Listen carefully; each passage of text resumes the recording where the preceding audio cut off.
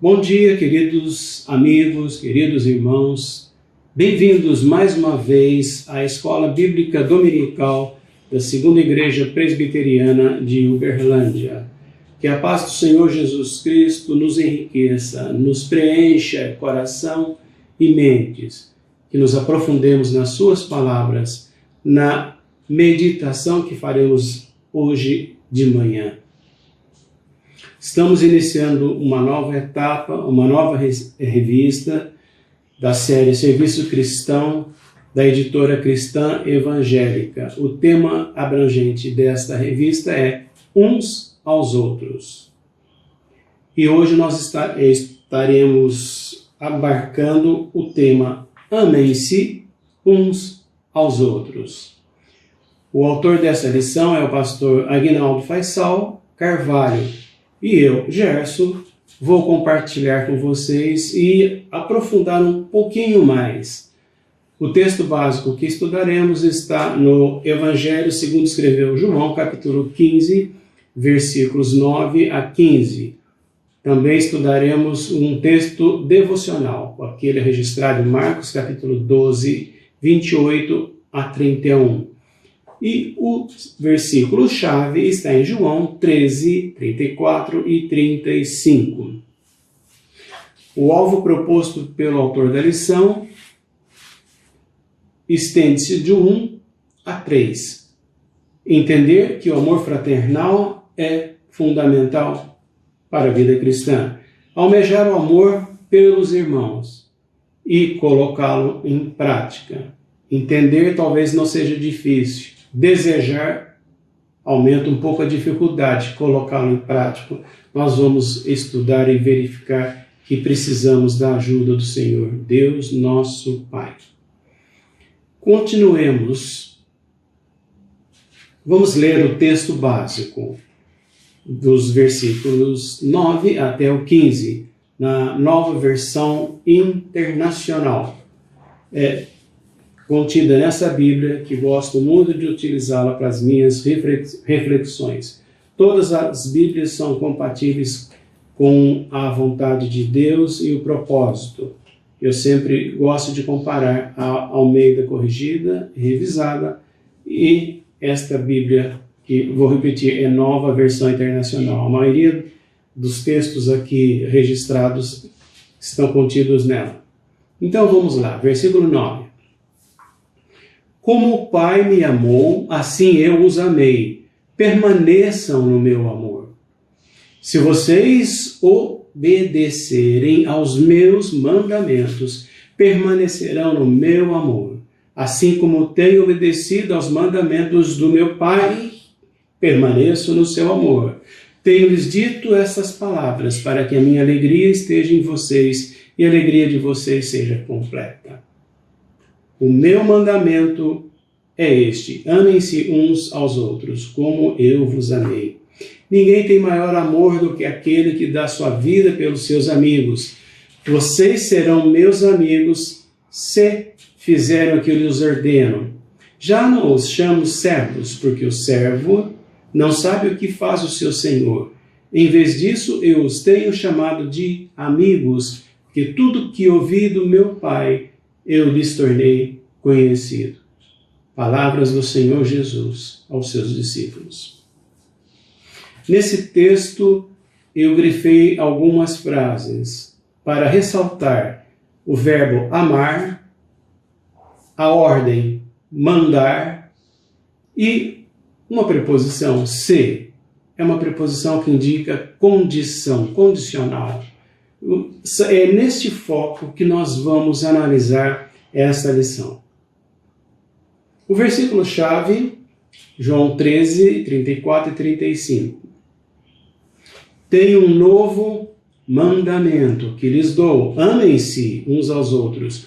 Como eu os amei, vocês devem amar-se uns aos outros. Com isto, todos saberão que vocês são meus discípulos, se vocês se amarem uns aos outros. Versículo 35, eu considero a identificação, o selo daqueles que servem a Jesus. Continuemos Então, a reflexão. Que amor? Do que Jesus está falando? O Novo Testamento foi escrito em grego. Nesta língua, existem 3 palavras que definem amor: eros, fraternos e ágape. O amor eros, o amor erótico, o próprio nome já explica um pouquinho. É aquele amor que nasce vamos dizer, de uns para com os outros, mas com condições. É a atração física, é a beleza, é aquela vontade de se unir, não por amar como Deus amou, mas é como um homem ama uma mulher, como um companheiro ama a sua companheira, para usufruírem de prazeres carnais. A segunda palavra, fraternos, diz respeito ao amor familiar, ao amor entre irmãos, que consideramos irmãos na carne ou até mesmo irmãos dentro de uma comunidade, aqueles que se gostam uns de outros, amizades profundas. Mas o mais profundo é o ágape, aquele amor que Deus manifestou a nós através de Jesus Cristo. É um amor celestial. Vamos ver alguns testes para esse tipo, os 3 tipos de amor. A pandemia que vivemos nesses dias é um duro teste para o primeiro, o eros. Tem causado muita violência quando o conteúdo erótico é posto à prova.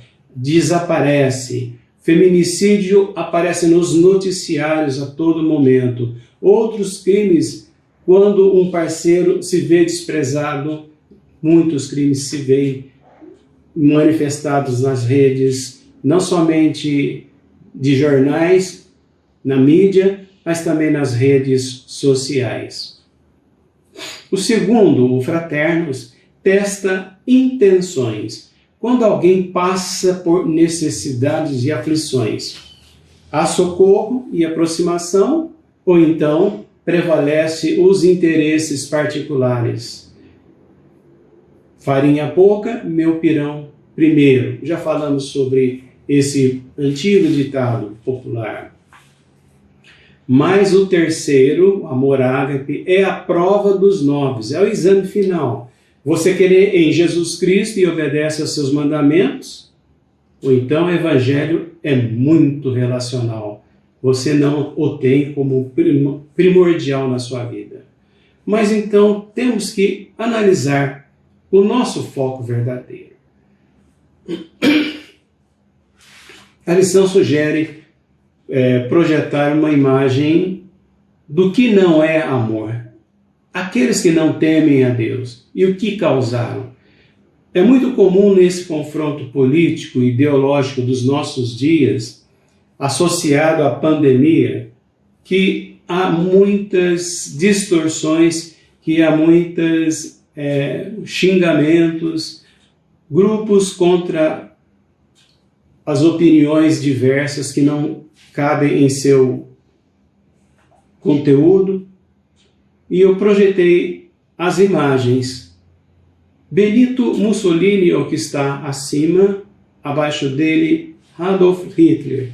São personagens que já se foram há mais de 70 anos, mas as suas ideias permanecem até agora, até hoje. Benito Mussolini, adepto e praticamente o criador do fascismo. Adolf Hitler, do nazismo. Eram ideias totalitárias, de domínio, de tomadas de posições que só favorecessem a eles e ao seu país. Vamos refletir. Eles não amavam seu povo? Claro, eles queriam o melhor para o seu povo. Benito Mussolini queria ver a Itália se expandir como uma potência. Adolf Hitler tem o sonho de dominar todo o continente europeu e se alastrar pela Ásia, pela Europa. E tentou fazer isso através da guerra, através das conquistas militares. Então, o que causou? Mortes, destruição.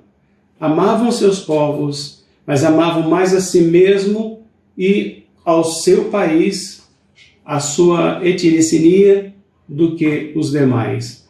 Um dos grandes efeitos ou consequências foi a tentativa de Hitler e Mussolini de conquistar a Rússia, que naquele tempo formava a União Soviética, uma confederação de várias nações que se integravam num bloco chamado socialista. União das Repúblicas Socialistas Soviéticas, a União Soviética, como ficaram conhecidas essas repúblicas. E eu citei 2 versículos para mostrar o confronto. Apocalipse 11, versículo 18 começa assim: iraram-se as nações, e o estrago foi grande. 2 gigantescos exércitos se confrontaram na Ásia a Ásia Ocidental. E Stalingrado foi o exemplo disso. Foi a maior batalha já registrada em todas as guerras da humanidade. Durante 6, 7 meses, esses exércitos alemães, italianos e os componentes da União Soviética se defrontaram. Quase 2 milhões de mortos apenas nesse local. Você deve imaginar então nos outros.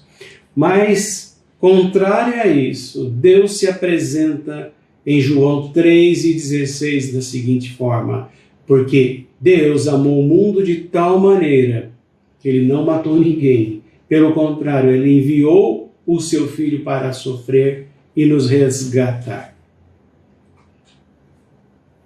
E então, se vemos que o mundo, a filosofia da sociedade é aquela de se apoderar, nem que seja com guerras, como então podemos cumprir o mandamento de Deus?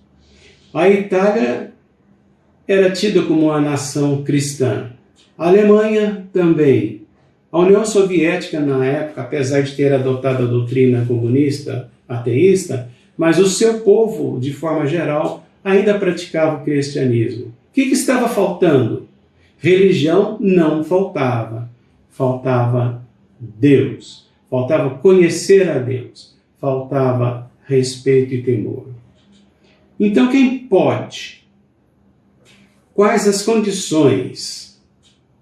1 João capítulo 2, versículo 9 diz assim: aquele que está na luz e aborrece seu irmão, até agora está em trevas. Aquele que ama seu irmão está na luz, e nele não há escândalo, não há guerra, não há confronto.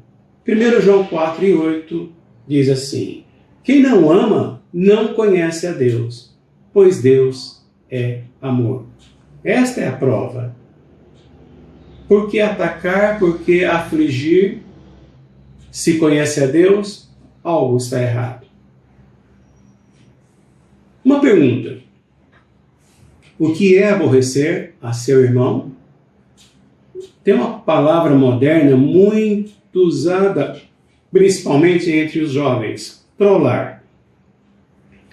Eu trolei fulano, eu trolei ciclano, alguém me trollou. A juventude conhece esta área muito bem. Peça aí para o seu filho, o seu neto, definir o que é trollar. Fiz isso outro dia com meu netinho. Explica para mim o que é trollar.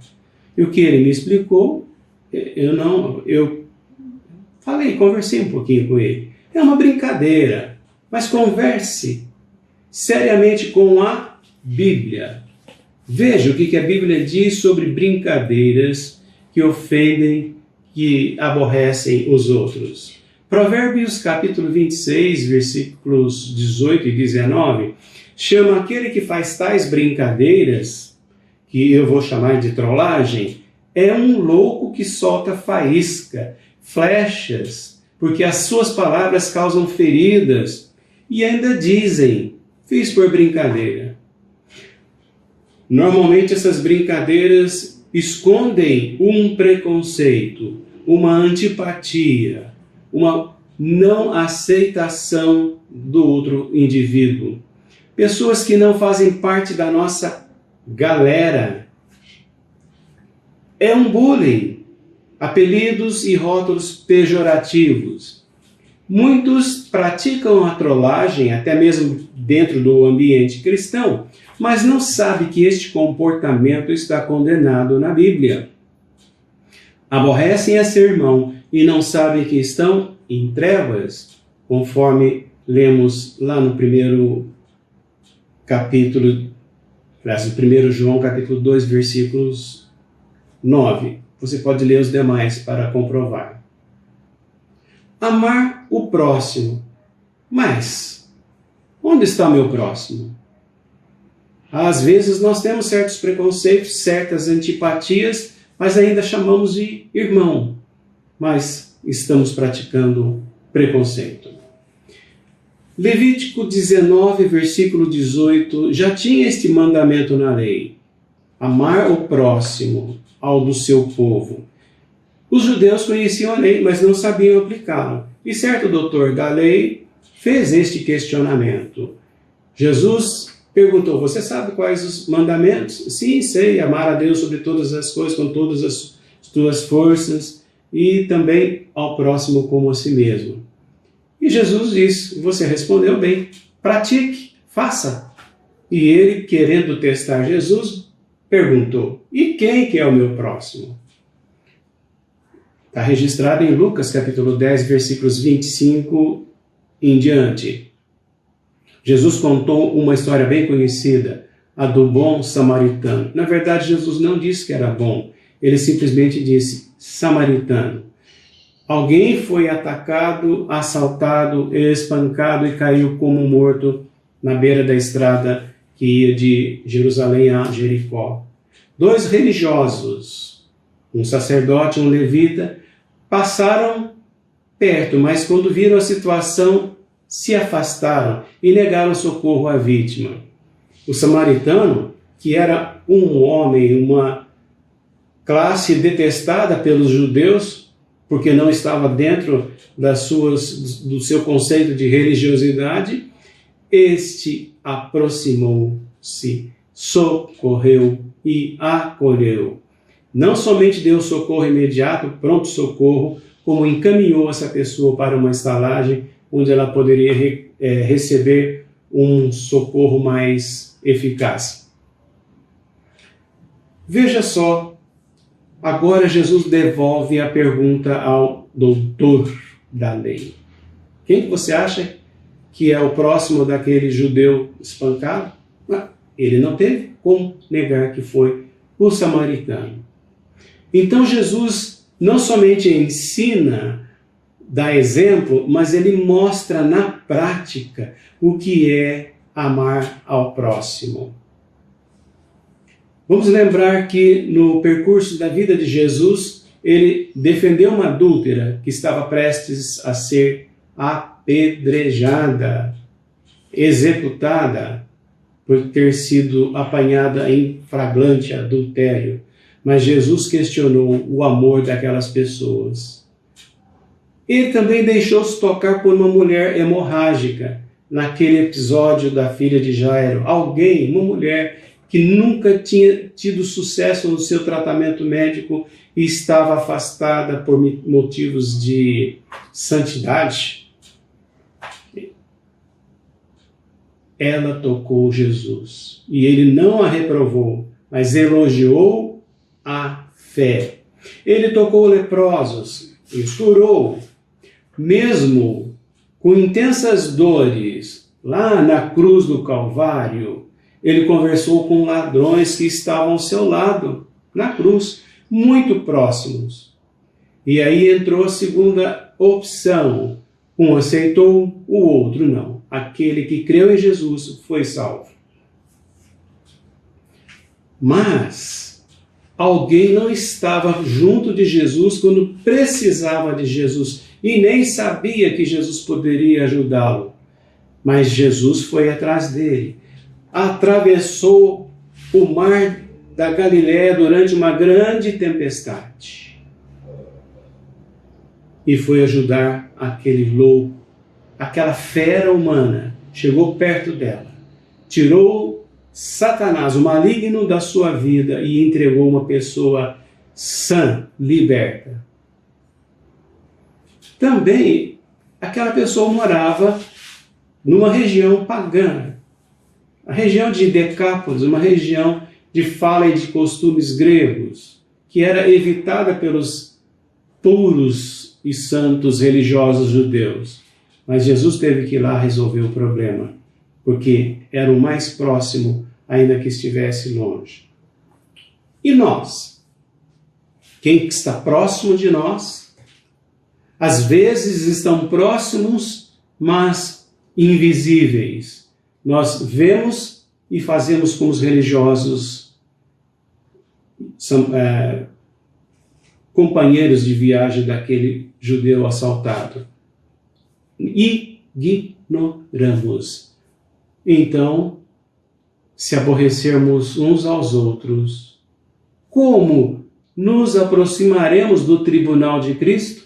Paulo fala que todos temos que estar presentes nesse tribunal, aquele que vai julgar as nossas ações. E então, receita única: saberão que são meus discípulos se amarem uns aos outros. Continuemos com a nossa meditação.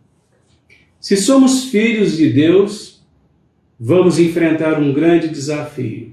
As pessoas às vezes conhecem de cor salteado amar o próximo como a si mesmo, mas a prática é difícil. É um grande desafio mesmo. O israelita cria que só podia amar aquele que pertencia à sua raça e à sua religião. Jesus mostrou àquele doutor da lei o verdadeiro sentido da palavra: chegar próximo do rejeitado, do que sofre em silêncio, mesmo não fazendo parte da galerinha espiritual. Mas pode ser até nosso vizinho, um amigo calado, um amigo silencioso e sofredor. Este é o nosso próximo que teremos que procurar.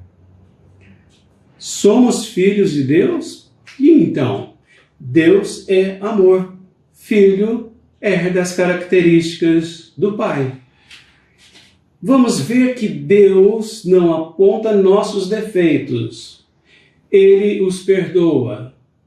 Ele nos deu poder para vencermos nossos defeitos, nossas limitações. Como lemos no início, todo aquele que crê no Filho de Deus, ele nos dá poder para sermos filhos de Deus. Aliás, é João capítulo 1 que diz isso. Um tremendo desafio. Ser discípulo é negar-se a si mesmo. Aonde que está escrito? Primeira carta de João, capítulo 4, versículo 20, na nossa NVI, diz assim: quem não ama a seu irmão a quem vê, não pode amar a Deus a quem não vê. Se aquele que nós podemos pegar, conversar, nós temos dificuldade a amar, imagine a Deus, que só podemos nos comunicar através da oração. É claro que quando Deus quer, Ele conversa pessoalmente com a gente, através da sua palavra. Mas às vezes através de sonhos e visões. Existe isso também. Deus pode nos orientar de várias maneiras, porque Ele nos ama. Se estamos vivos, se estamos andando no mesmo caminho com os nossos pés e mãos, é porque apresentamos sinais vitais. Mas quais são os sinais vitais da vida cristã? Vida, aquele que está vivo. Ou será que precisamos de uma UTI divina? Não conseguimos praticar todos os mandamentos de Jesus. Lembra do se crermos, se praticarmos os mandamentos, seremos conhecidos como filhos de Deus.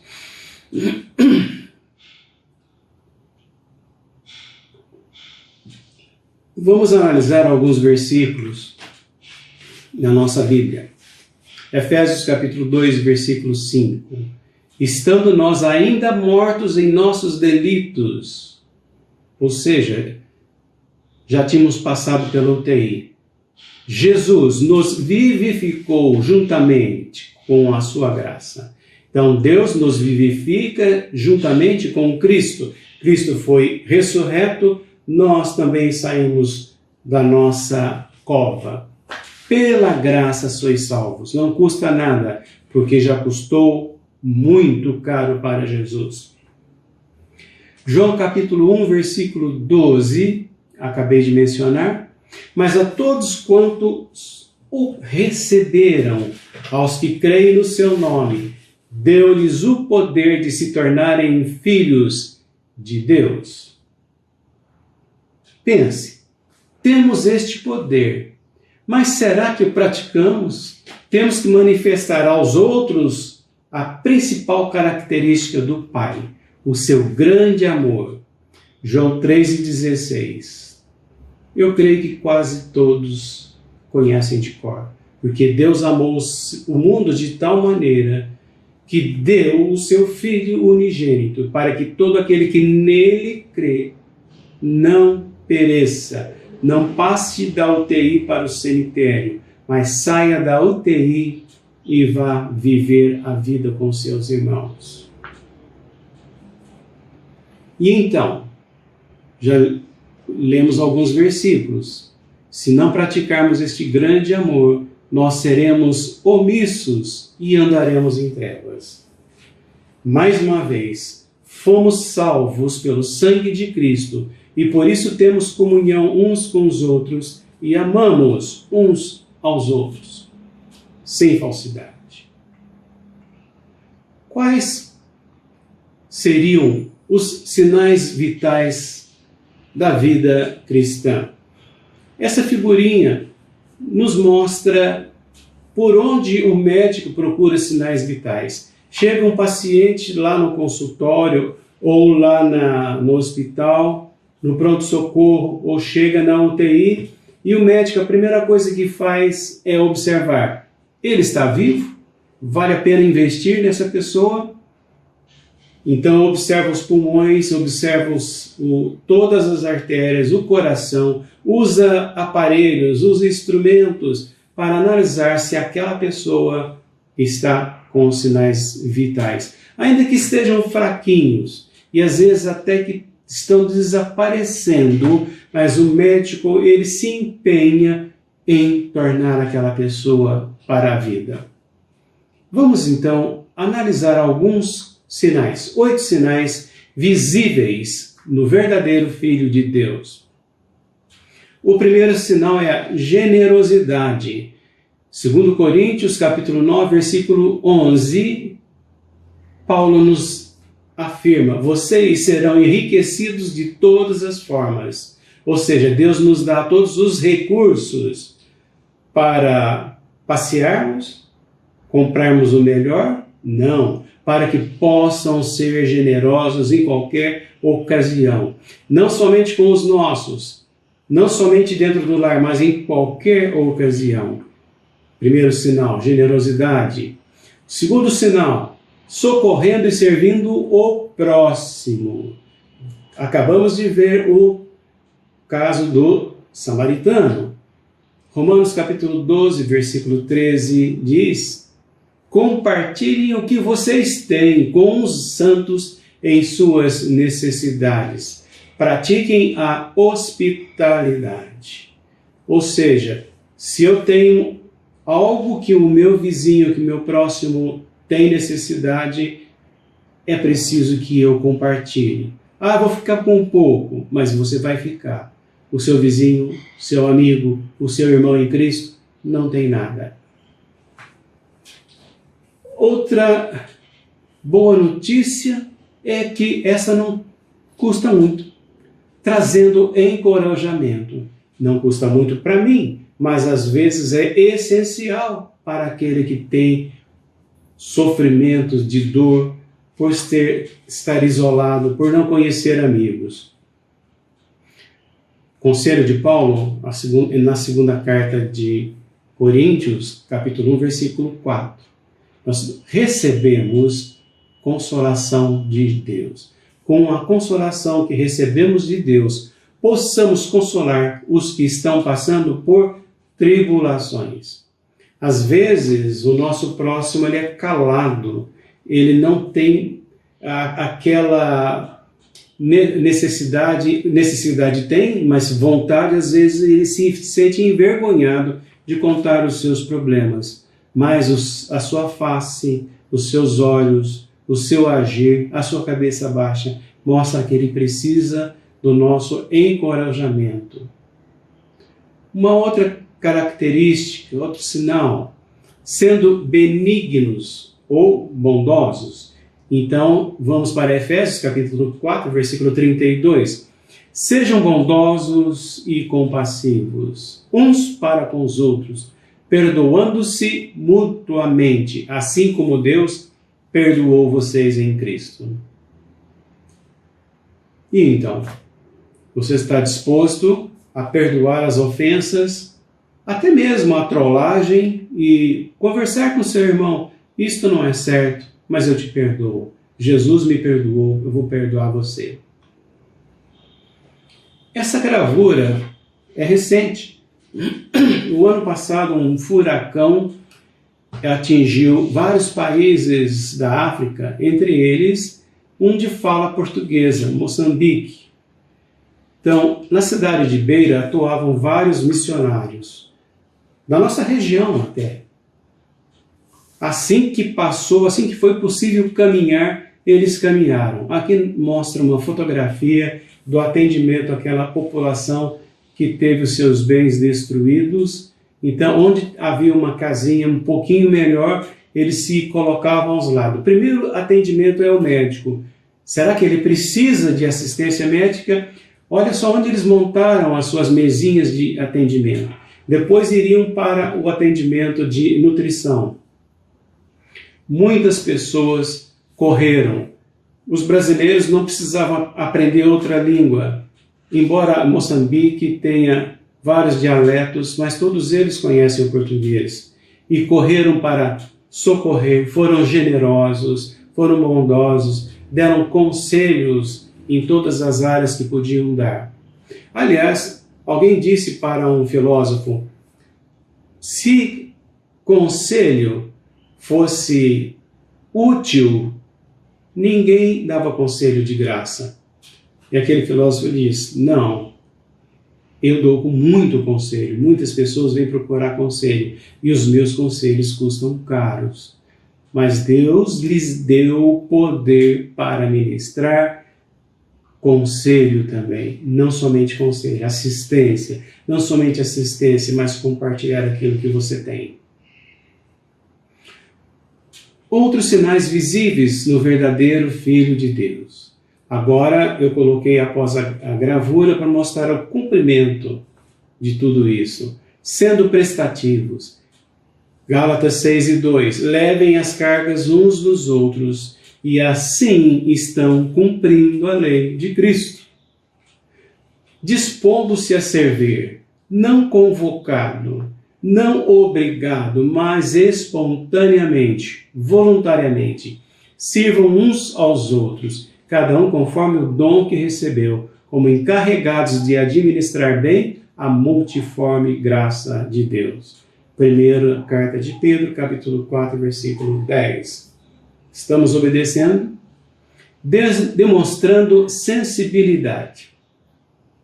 Alegrem-se com os que se alegram. Bom, isso é fácil. Junto de uma mesa, de delícias, de confeitos, aniversário, churrascada, é muito fácil alegrar-se. Mas continua o versículo: chorem com os que choram. Será que você sente tanta simpatia, empatia, que você é capaz de participar do sofrimento do seu amigo ou não do seu amigo? Romanos 12:15 nos dá esse conselho. O último sinal vital que quero ministrar: dando bons conselhos. E nesse conselho que mencionar não é apenas aquela, Deus vai te abençoar, isso passa. Não é só isso. Mas instruído sobre o que a pessoa deve fazer, não sobre o que ela deve esperar de Deus, mas às vezes as pessoas precisam de uma orientação. Instruam e aconselhem-se mutuamente em toda sabedoria. Aí, se nós temos falta de sabedoria, vamos usar a Bíblia. Por quê? Porque ela diz assim: se alguém sente falta de sabedoria, peça a Deus que Ele lhes dará sem questionamento. Colossenses 3:16. O que mais que temos para cumprir o mandamento do Senhor? Alguns Cs. Algumas coisas que nós devemos praticar para recebermos este poder, o poder de cumprir o amor de um pelo outro. Lucas capítulo 9, versículo 23, diz assim: se alguém quer vir após mim, após quem? Jesus. Negue-se a si mesmo, tome cada dia sua cruz e siga-me. Negar-se a si mesmo é difícil hoje em dia, na nossa sociedade. As suas necessidades não são as suas prioridades. É diferente. Prioridade pode não ser essencial, mas necessidade sim. E mesmo assim Jesus diz, no reino de Deus, a prioridade é do seu próximo. Quando Jesus foi crucificado, naquela cruz estava escrito: Jesus Nazareno, Rei dos Judeus. Em 3 línguas: aramaico, que é uma língua própria daquela população, e é muito chegada, derivada do hebraico e aramaico, são bem parecidas como o nosso português e espanhol. Em latim, que era a língua do dominador do Império Romano, a língua da política, e o grego, a linguagem da cultura, da arte, a linguagem falada também por boa parte da população que não era judaica. Mas em hebraico, quando lida em forma de acróstico, vamos lembrar que já estudamos alguns livros que traziam acrósticos. O profeta Isaías, o profeta Jeremias, muitos salmos, a escrita era em forma de acróstico. Ou seja, frases começando por determinadas letras que no conjunto formavam um nome. Nome de uma pessoa, nome de uma entidade, nome de uma ação, de um adjetivo.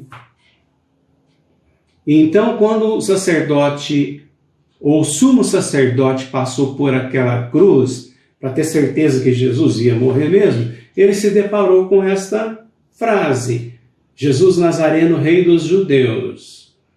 Ele viu a frase primeiramente em hebraico, ou aramaico, e se escandalizou. Por quê?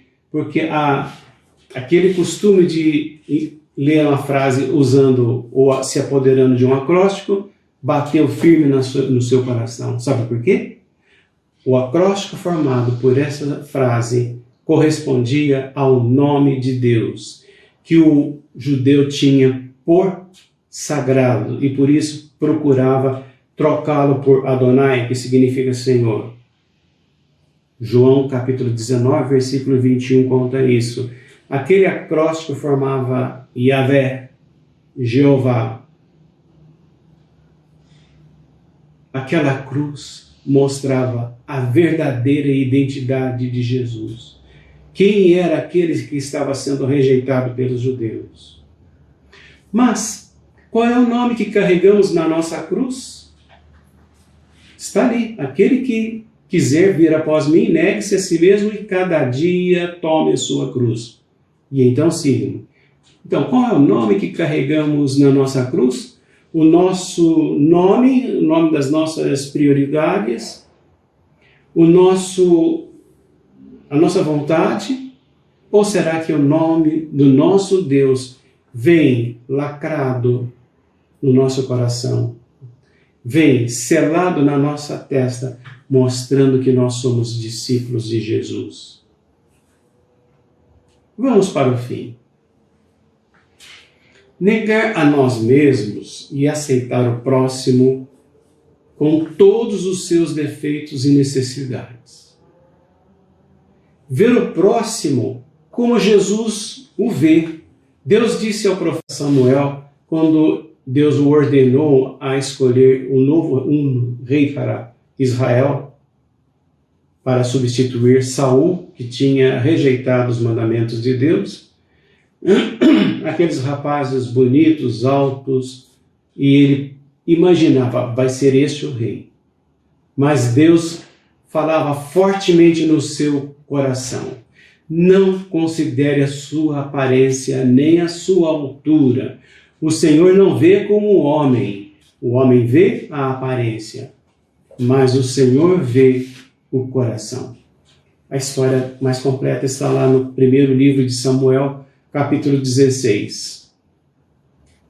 Olhar com discernimento, com a ajuda do Espírito, evitando o juízo errado. Romanos capítulo 14, versículo 13. Portanto, deixemos de julgar uns aos outros. Pelo contrário, tomem a decisão de não pôr tropeço ou escândalo diante do irmão. Trollagem, antipatia, preconceito, isso é pôr tropeço diante do irmão.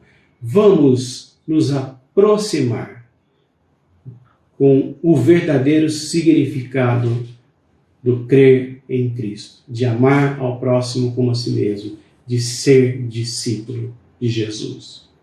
Por que então? E então todos conhecerão, os nossos amigos, os nossos irmãos da igreja, os nossos inimigos, eles conhecerão que vocês, que nós, que eu, somos discípulos, porque nós amamos uns aos outros. Eu vou repetir o versículo como ele está escrito. Todos conhecerão que vocês são meus discípulos, se tiverem amor uns aos outros. Que Deus nos dê essa graça de nos apoderarmos deste poder que Deus deu àqueles que creem em Jesus. Que nós possamos usar esse poder. Nós temos esse poder, precisamos utilizá-lo. Que Deus nos dê graça para isso. Vamos orar. Senhor Jesus, rogamos ao Pai. Nós somos humanos, somos fracos, temos, Senhor, falha em nosso caráter, porque às vezes o próximo está tão perto e é invisível, porque nós não observamos ao nosso redor como Tu nos ordenastes. Não vê como o homem vê, mas vê como o coração de Deus vê, tendo misericórdia e compaixão.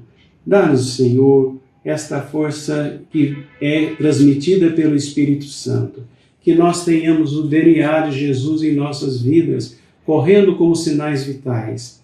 Dá graça à Tua Igreja, para que neste momento tão terrível, pensemos também nos outros, e não somente na nossa necessidade. Dá graça à Tua Igreja, Senhor, para que esse Evangelho seja espalhado por todas as nações, mas que possamos espalhá-lo primeiramente àqueles que estão ao nosso redor. Abençoa, Senhor, e ministra, Senhor, no coração de todos a Tua palavra. Em nome de Jesus. Amém.